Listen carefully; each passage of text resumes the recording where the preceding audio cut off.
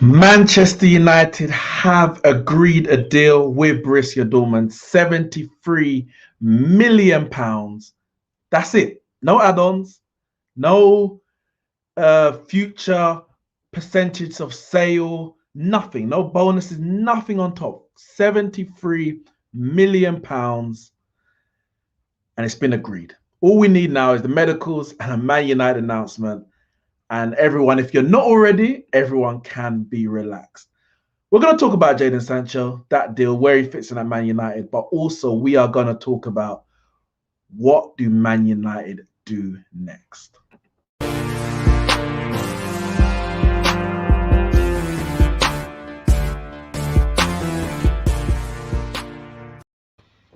Yes, Manchester United have signed or have agreed a fee. I'm not going to say signed yet because you never know what can happen in the medical. We've had players in our history failing the medical. We're not expecting that from JaDONE Sancho, so fingers crossed. But we've agreed a deal of £73 million, and we know that over a year ago, and once again this year, we have agreed personal terms with him on a 5-year contract with an option for another year. There's talks about what that value could be in terms of the contract, 250,000 a week, 300,000 a week. I don't know. I don't really care. If I'm going to be really honest, I don't really care. It is done as far as I'm concerned, and as far as a lot of people are concerned, it is done. And that's the most important thing. Is someone who we've been looking at for 4 years now, since he was leaving City back in 2017, and he decided to go to Borussia Dortmund. He's been there for, of course, the 4 years, and the last 3 years at Dortmund, he's been absolutely sensational. Absolutely sensational. Listen, I'm going to bring up a couple guys in the back. I've got Danny Devil in the DL, and I've got Adrian here. Let me do this properly. Danny, what are you saying? You know what's mad? So, it's weird. My excitement for the deal is not that we got Sancho, it's the financials of it. Yeah, you have to think. Because we put in the chat, that's the first thing you ask. How much we paying up front? That's what you want to know. Because I'm looking at the bigger picture. Yeah. Like, Sancho's one piece of the puzzle. And don't get it twisted, it's a very, very important piece. But I'm very much like, only 18 mil up front. That means we can do other business. There's no excuses. So I'm actually, knowing that, I can actually be excited for Sancho now. I feel like we're going to get a centre-back. So I'm not going to worry about the bigger picture. Let me just enjoy this guy. Let me watch the football comps. Let me look at the stats. Because he's a generational talent. Yeah. For people who don't watch the Bundesliga, but can obviously tell he's a top player, it's very, very simple. Look at the players you rate in the Bundesliga that play for Bayern Munich. Go look at Gnabry. Go look at Muller. He outperforms all these guys. Creates more chances than all of them. Is more efficient than all of them. I don't think people quite understand, and Southgate doesn't either, how talented this boy is when it comes to creativity, just vision. It's just different. So the right-hand side and left-hand side is on lock now. Like, we are pretty much set, bar Martial, who's like, his situation's up in the air. Even if he has a good season, I want him to go. But like, the options we have, we've got a fluid front line. Like, you can't tell me we don't have any good options now. Cavani, Martial, Rashford, Sancho, Greenwood, we're set. So now I'm happy. Very, very happy. We're gonna talk about options in a second and how we might set up. Adrian, what are you saying? Yeah, man. I'm really happy that Sancho is officially a Man United player. Just waiting for the announcement right now from official Man United website right now. Yeah, definitely. Go on, carry on. Just after this, I just want to see what business the club want to do. So everyone's on that. It's like, cool, we got Sancho. But what's next? Because we were supposed to have him from last year. So it's like we can't, and because we're like a year behind on his transfer, it's like we can't rest on our laurels. We can't rest on our laurels. You know what? Go on, Karen, what are you going to say? Yeah, if Sancho was officially, we begin talk to him this season, the excitement level would be high. Since it's from last year, the excitement level will be low. That's the reason people are going for another signing already. Yeah.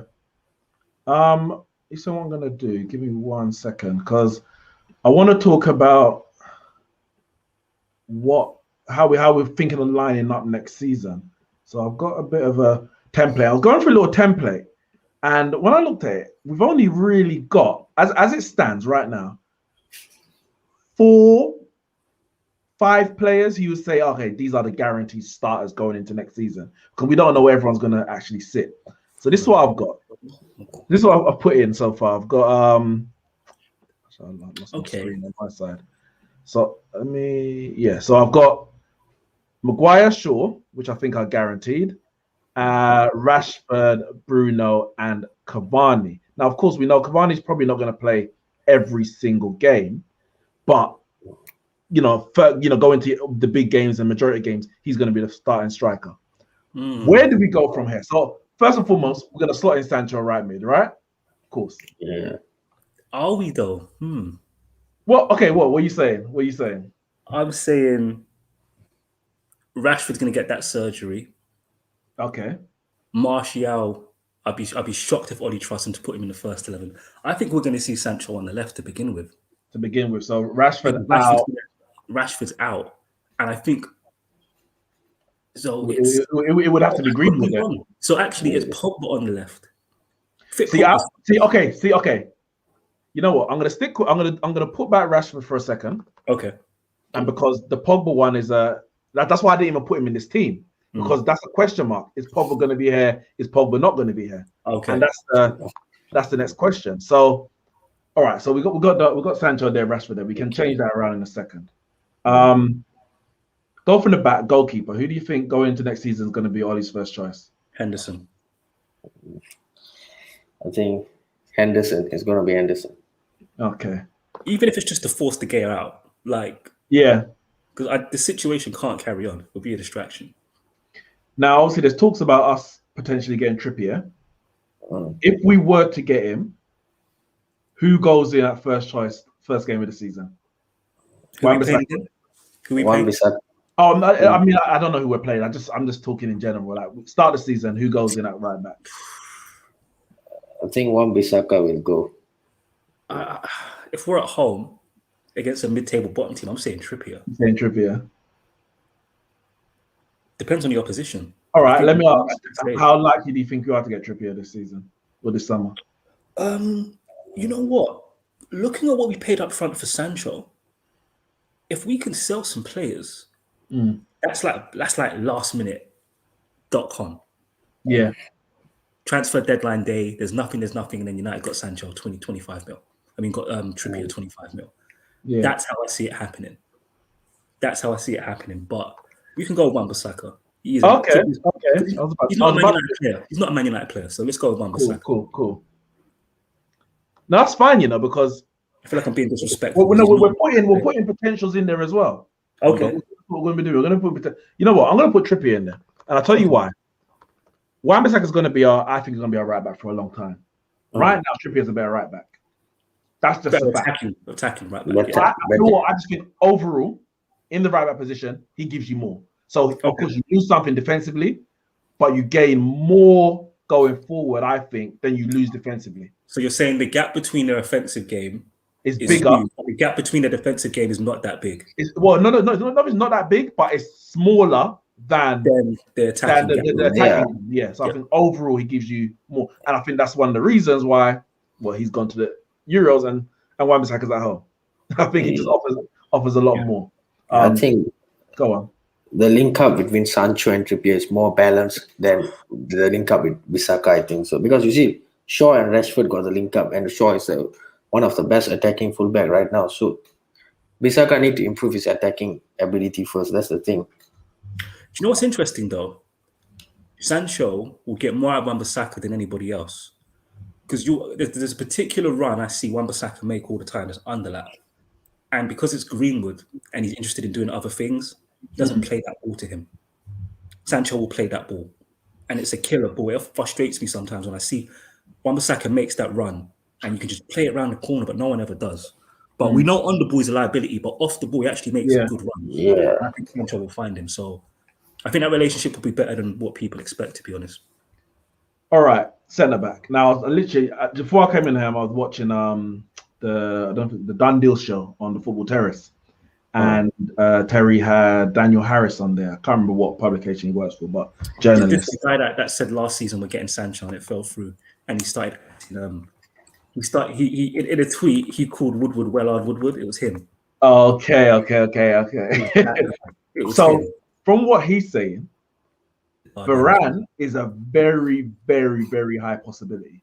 You know, obviously we know we've got this Real Madrid issue where you think, you're going for a player, but they just want a new contract. Yeah. He's saying from what he's heard, Varane wants to leave Real Damage and he wants to come to the Premier League and he's willing to join Manchester United. I think it's a deal that can happen. I really do. And as you said, I mean, to be fair, even if we paid more for Sancho, I would still say at a quoted price of around 50 million, we should still be able to get Wan-Bissaka. Should still be able to get Varane. Based on the fact that the Sancho deal is spread over 5 years. So yeah, it's actually 5, not 4. So that is £14.5 million a year. That Varane deal for me it's a must. It's actually a must. We need to get a centre back next to him. I agree. For me, there's no debate here. Just put Varane in. There's no arguments here. And Madrid want cash, so if they want 25 mil, 30 mil, just give it to them. Yeah.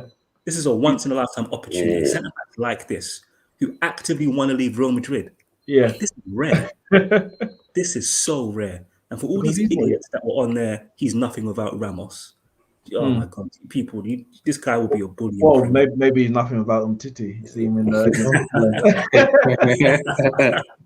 But listen, the way that Maguire's playing in the Euros anyway, I think there'll be a brilliant partnership. Coming back from injury as well. Yeah. He barely played. He said he was tired at the end of the last game because he's barely played. He barely trained. Quality. Yeah, no, he was a beast against Germany.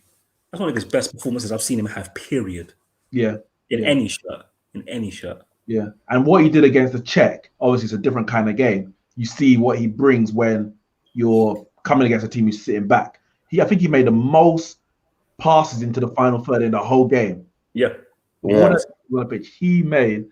And that's what you can do. It's funny because watching that game, I'm like, this guy reminds me of someone. And I couldn't pinpoint who it was. And I think it was Jurgen Klinsmann. Lucio.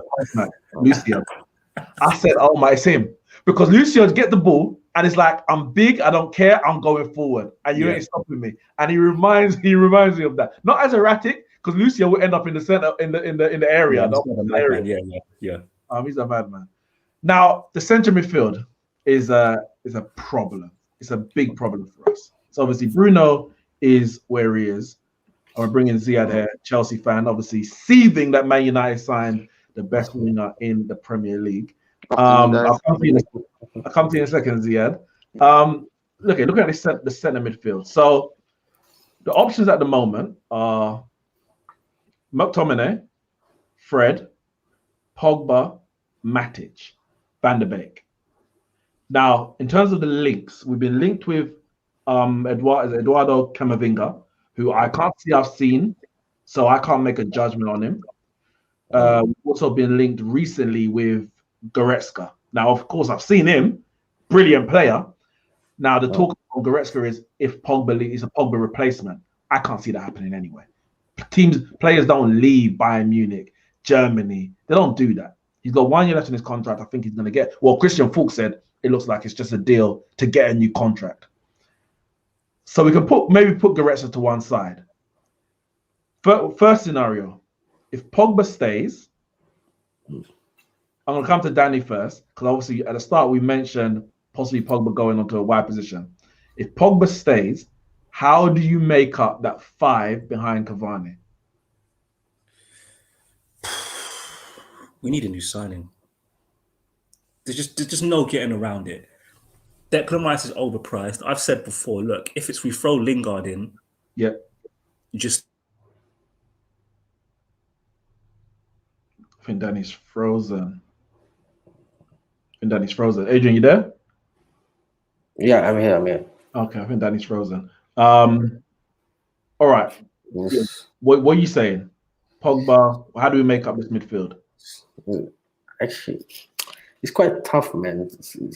If Man United don't sign a defensive midfielder for next season, man, I don't know Man United watching the Pogba performance for France or not. I really don't understand how they can't get the best out of Pogba. He really need a CDM next to him, and he can do attacking ability with the free roll. Yeah. I think. All right, Danny, you're back. I think we need a CDM, man. I really don't know And, who we and what CDM? What kind of CDM are you looking at? Basuma, Danny back? Am I back? Yeah. Sorry, my Wi-Fi hub did a madness there. Okay. Let me come back to you in a second, Adrian. You were saying, Danny. Yeah, it's unavoidable. We need somebody in there. It's just there's just too many cons with Fred and McTominay. Just too many cons with them. It's so annoying. I'm shocked we're not hearing about Matic leaving. That's bothering me. So seriously, I'm optimistic about centre back position, but I'm concerned like we won't get a DM, but we have to get a DM. Like it's clear you need somebody with good defensive instincts who can hold the fort down by themselves next to Paul Pogba. But that's assuming you want Paul Pogba in that position. I'm of the opinion now I've seen Paul Pogba on the left. I kind of prefer him there over Rashford. Yeah. I'm not gonna lie. He's a better player. Yeah, Paul Pogba is world-class footballer. If everybody's fit, I don't care. I'm taking Pogba over Rashford on the left. After what I saw we did last season, the way we linked up with Cavani and Bruno, that's what I'm going with. So, and then who do you put in the? So pairing with Pogba's not so much of the issue now. We have to break up McFred. McFred have to be divorced. They have to be Fred and McTominay. Yeah. They can't be Fred anymore. That marriage has to end. So we just need to get somebody in there, man. Camavinga, I haven't seen enough of him either. People tell me he can play as a single pivot, but I don't believe what Twitter says. People on Twitter were telling me Fred can play as a single pivot.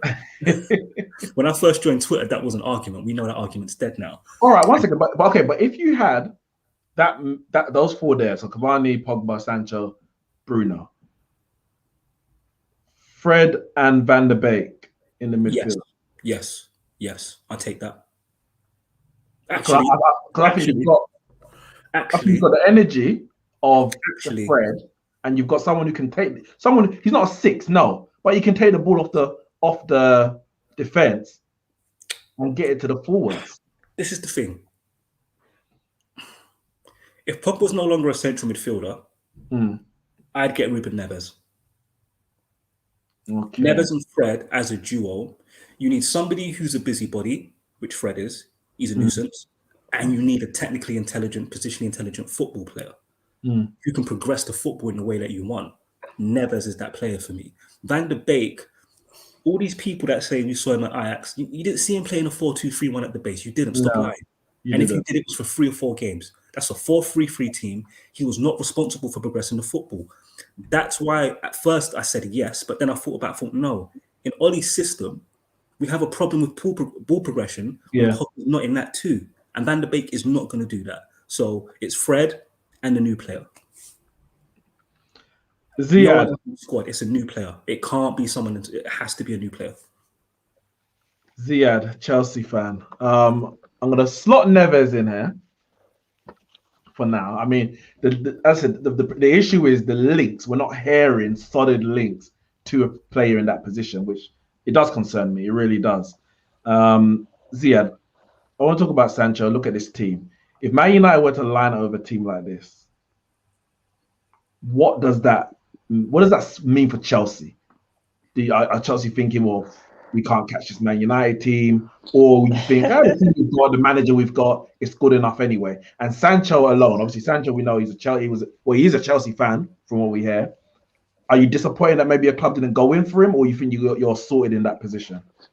Am I disappointed? No, because we've got way too many players in that position, and I've said this many times. If we wanted to get Sancho, it would have meant for us to get rid of minimum two of our players. For example, a Pulisic or Hudson-Odoi or a Ziyech, and I'm not willing to do that just for Sancho, as we all know he's a great player, but I'm not willing to do that. In terms of looking at this team and thinking about Chelsea, no, because I still think we've got a way better squad. As long as you got Sancho, you used to got Rashford on the bench, then Greenwood on the bench. But other than that, who can come on and cause opposition problems? Which is why I think Chelsea on this position are better, and that's why I wouldn't be. Of course, it's a quality team and it's got a lot of potential to achieve quality things, but in Chelsea's perspective, I don't know why would be threatened by this team. Yeah, you should Really? So can I just point this out, Neeks? That's the bench of Martial, Marcus Rashford, and Greenwood, and Van der Beek. Amanda Bay, you should be. Van der Beek hasn't even played a game, so I'm not sure why people are rating him. And then Greenwood and Rashford, okay, 100% quality players. And Martial, you don't know if he's gonna become the good player that we saw season before this one. And but when you think of Chelsea's perspective, say we sign a Lukaku or Haaland, and then say Lukaku because it's probably more likely, and then Havertz and a Mount behind, you still got Werner off the bench, Ziyech, Hudson-Odoi. Yeah, but Ziyech is your Martial. Come on. I wouldn't say that. I wouldn't say. It's like Werner's your Martial. I mean, look, but that's where I'm coming from in terms of we've got 4 on their day quality players, and it's their first season in the league. So for what we've seen this season, it's a bit expected. So under a quality manager in Tuchel, and their first season, having a proper preseason and not having this very stacked schedule, I think our squad annihilates this United squad as much as this United squad is good. Whoa, what annihilates? I mean, we're talking Varane. Wow, annihilates. Wow. I love the Chelsea confidence. Now, obviously, there's a few questions in here, and I think it's valid. It said, well, partly valid. Mawada says, so we're selling Rashford because he's our best player. No, we didn't. Danny never said about selling Rashford. We'll get back to that in a second. And Nomad said, if Rashford is not in the game, how do we make up the goal contributions? I think that's a valid point. I can answer that. I'll say, but go on then. No, you go, bro. I'm going to say, if you look at Sancho's numbers and you see the way that Bruno plays with Cavani, with Cavani and Bruno, you've got 2 goal scorers, 2 players whose, I won't say their first thought, but at least one of their primary thoughts is scoring a goal. Sancho's numbers suggest that he's got an eye for goal and he can pick up the positions. The season before last, 17 goals in the league. And last season, 8 goals in the league, 12 assists from 26 appearances. So obviously he was out for a few games. When you look at Rashford, obviously Rashford is he's a goal scoring forward more than anything else. But with the creativity of a Pogba, a Bruno, a Sancho, I think you create enough chances that your number 9 then becomes your main goal scorer, which you haven't had we don't have that very frequently, shall I say. And then you've got the Bruno aspect. That's what I would say. However, this wouldn't be my team. This wouldn't actually be my team. If all things being well. Let Danny answer it, and I'll go to what I would actually change to if possible. Yeah, well, the key word is creativity. It's interesting. As Man United fans, we have this thing now, we're obsessed with patterns of play and blah, blah, blah. Listen, man, football's a very simple game. When a team's not creating, you don't look to the manager to be creative. You count how many creative football players are on the football pitch. And more often than not, when Rashford's in that front line and Greenwood's in there, we've only got one creative player, and that's Bruno. If Pogba plays, playing from a deep position, which limits his creativity, even though he can do it from there because he's ridiculously talented. That 3 behind Cavani, that level of creativity will add a dimension to this Manchester United team that we can't even anticipate because we haven't seen it. The goal and assist contribution, our goal and assist fit is too focused on 2 players. Like Cavani did his thing last season, cool, but like it's Bruno and it's Rashford. More often than not, if they didn't score, we didn't win games. I look at that team, Fred might even score. Honestly. Can I just cut in 1 second? Yeah, go on. Sorry. In terms of that squad, put it this way: God forbid any of these players have a bad injury. Of course, we don't wish that on anyone, but say one of them have a bad injury, you're back to step 1 in terms of last season. And no, we're not. I tell you why we're not. I tell you why not. Very quickly, we put Pogba on the left where Rashford normally would be. Having Sancho, it guarantees. So last season, basically, unless it was Pogba on the left, it doesn't even matter. If it was Pogba on the left and Bruno, we had 2 creative players, but that was rare. You know, Oli only played that system when Rashford was struggling a bit. We're guaranteed to have 2 to 3 creative players in the 11, no matter what, unless they all get injured. How many which is times like- did Pogba play on the left last season? Last season, that's what like in the last say 15 games, maybe half of them, maybe more. Let me get the. I can probably check that just now. Is it- but This season he did it a lot. Like, is it enough for you to be confident in? Yeah, if you put him in that position, you're comfortable that he will do a good job. Yeah, He I tell you played- what. Sorry, once let me say, including when we played as a diamond, so the left mid of the diamond, he played 15 times on the left, That's a once lot. on the right. I think it was on the right was against Liverpool at Anfield. Liverpool, yeah. When you And consider he he got had six- COVID he got 6 assists. injured as well. He got 6 assists from 16 games wide, and he got 3 assists from 21 games central. Do you know what it is, Ziad? The stats are the stats, but to our eyes, when we were watching it, you just see a more talented player than Marcus Rashford on the left-hand side. So even things like the attack sustaining in the final third, just little things like that were more evident when Pogba was on the left than Marcus Rashford, because Rashford's likely to give it away. When Paul Pogba got it, the ball stuck, held man off. He'd always find his man when he passed the ball. He's a better dribbler than Marcus Rashford as well. Just a better player. Just a more creative he's a better player. It's just simple as that. So he's a we saw complete it. talent. Yeah. Yeah, so we saw it. We're not hypothesizing here. We saw like, right, Pogba on the left, you know. He's actually more effective than Rashford. In terms of creativity, goals, Rashford will obviously always trump him. But I'm talking about creativity. Far too often last season, Man United fans, Ollie's not creative. It's like, he's the manager. It's the players on the pitch. How many creative players do we have? That's where we need to improve, and getting Sancho helps that a lot for me. And putting Pogba in 11 helps that as well. So I've changed it up a bit. Now, obviously, as I said, we don't know what's happening with our midfield. Now, if Camavinga is what people tell me, then I would be happy to see this team, because we know like Pogba can play deep. We see him play there for France. Obviously, he gets forward as well, but he needs players around him who are willing to run, who are willing to work. What I was going to say earlier, Neeks. So I can't pretend to watch a lot of Camavinga. I haven't. But this is what concerns me. He's played as a single pivot, like Declan Rice did, but people now question whether Declan Rice can do, even though we watch him every week. He's paired with Nzonzi, who's a defensive midfielder. Okay. Now, I have to assume the Rene's coach is competent. So why has Camavinga been paired with a more defensive-minded player if his defensive skills are as good as Twitter tells me? That's my question.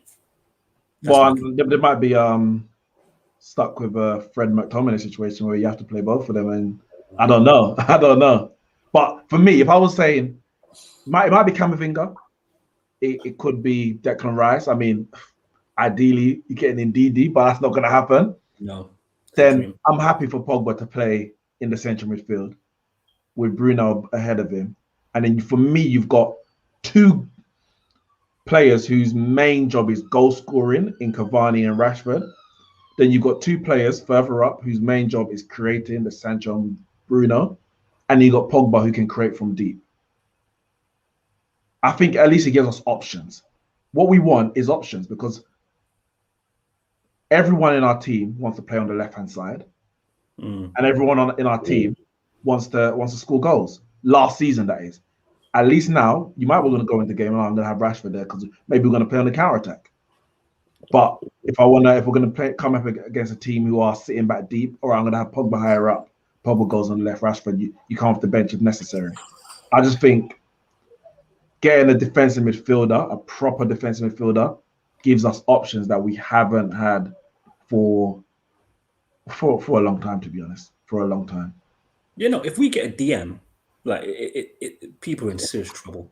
Serious trouble. It's just, I'm not confident that we're going to. I'm more confident we're going to get a centre back than DM. Yeah. But if we do, and Ollie trusts Paul Pogba there, because it's a funny thing with Pogba, because we did it at the start of the season, but he had COVID. Pogba's own word said, I couldn't run for 3 months. He took him out, played him on the right, played him on the left, stuck with him on the left. So that's sort of skewing things where I'm like, will he play him in central midfield? I think he will if we get a DM.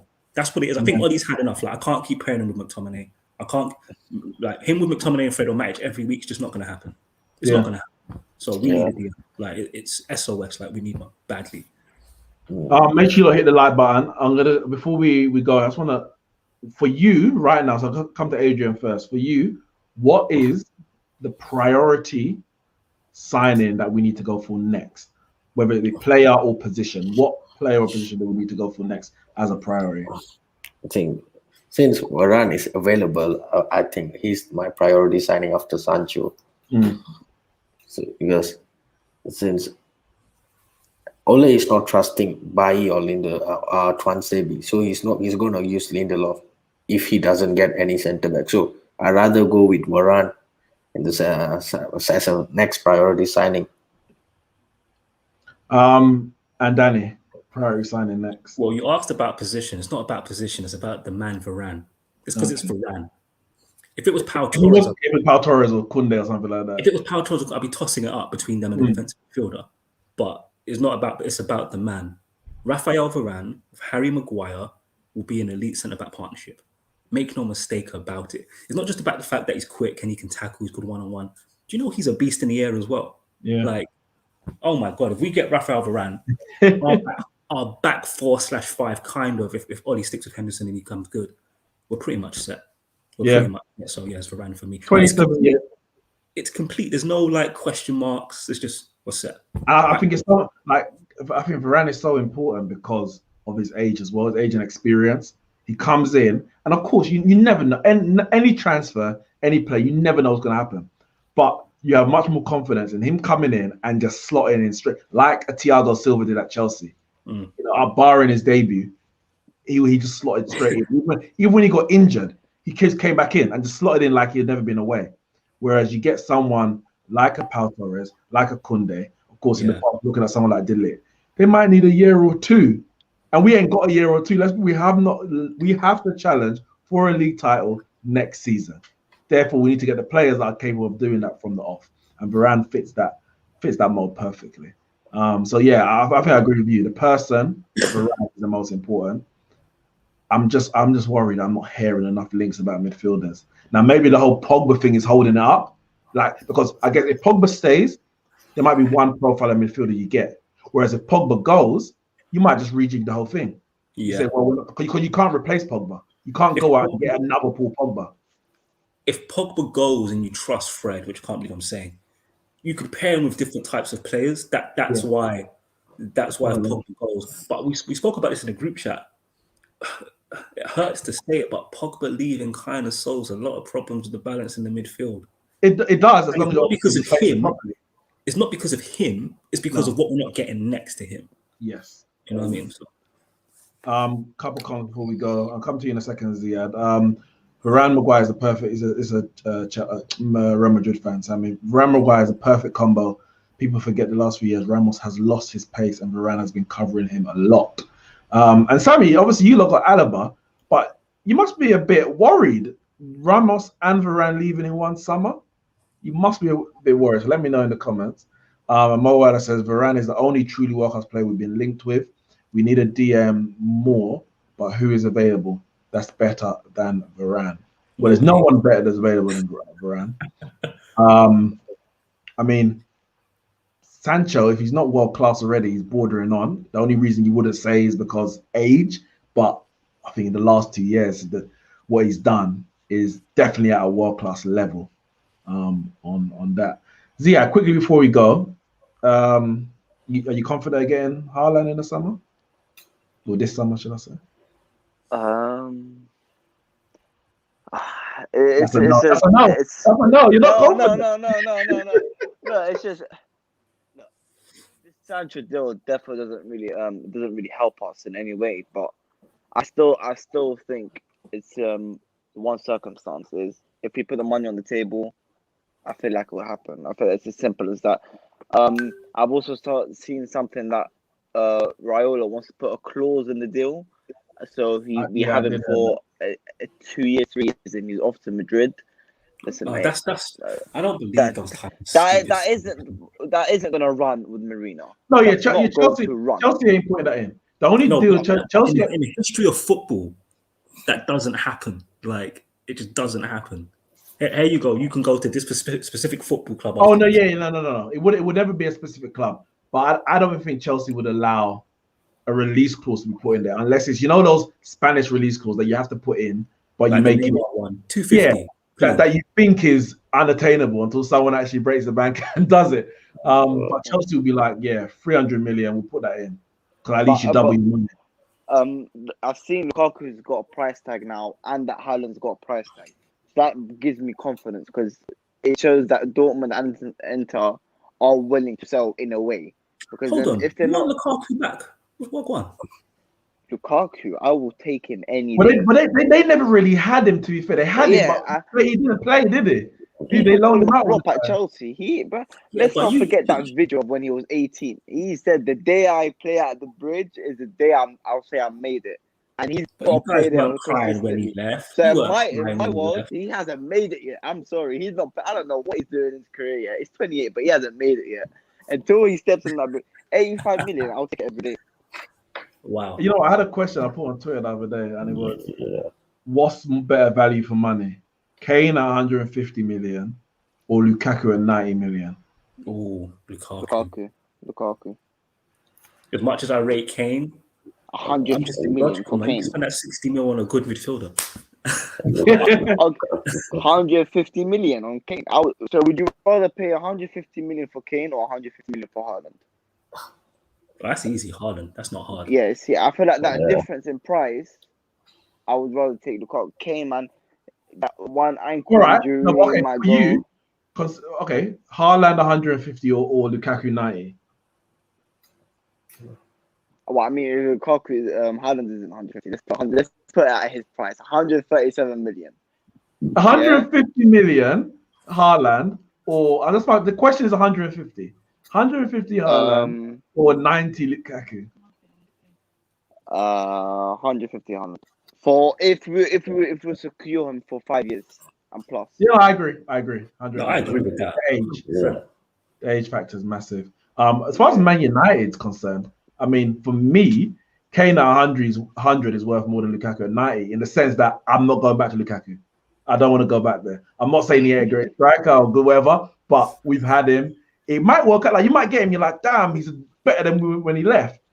But I'll be having PTSD. I don't know. I just spend the extra money and get Kane in it. But we're not in favor of that. Next. That's not gonna happen anyway. Go on. Yes, hold up. Next. You don't worry about the Harry Kane's injury every season if you pay 150 M. Yes, I do, but he's so good that even with all those injuries, he's still bagging 20 plus league goals. Like he's still guaranteed to. Obviously, with that kind of money you spend, you want him to be available for a minimum 30 league games a season. I get that, but I think part of it is Spurs that he plays every game because they need him. There is no rotation. Do you know what's crazy? Has anybody actually looked at how many games? Like you said, is a goal. Do you know? Like he's durable. The man is durable. He keeps getting injuries, but averages over 32, 33 Premier League games a season. Yeah, but I wouldn't pay 100. It's because he has a guaranteed injury. Like it's guaranteed. Yeah. November, December, it's going to happen. He'll be out for a month, but that's it. He's durable. Go look at his appearances. Man's plays 45 games a season still somehow.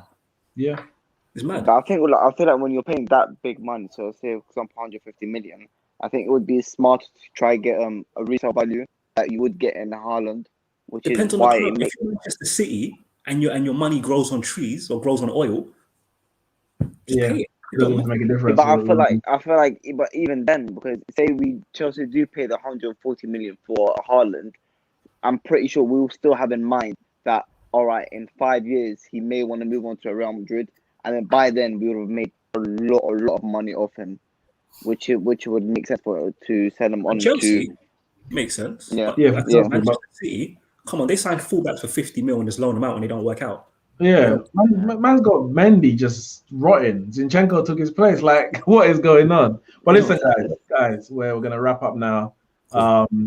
Make sure you hit the like button. Obviously, the big news of the day, Manchester United have agreed a deal with Borussia Dortmund, £72.9 million. I'm going to keep rounding it down every time I do a stream.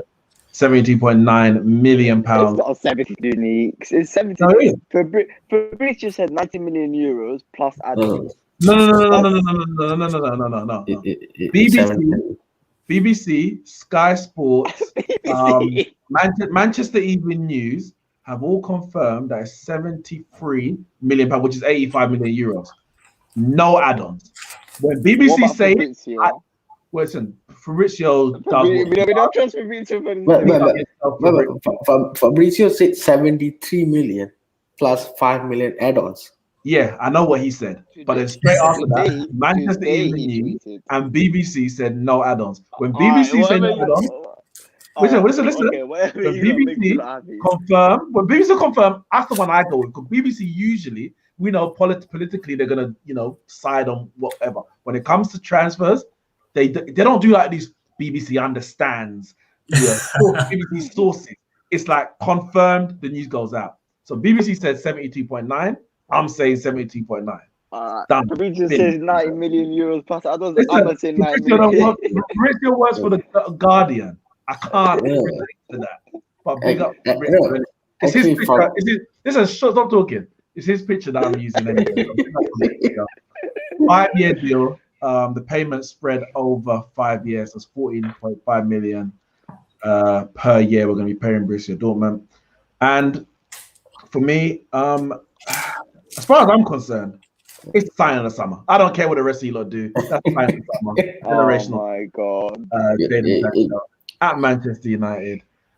Make sure you hit the like button, subscribe to the channel. Thank you, all of you, Danny, Adrian, Zia, for joining me, and we will see you very, very soon. Thank you, Neeks. Peace.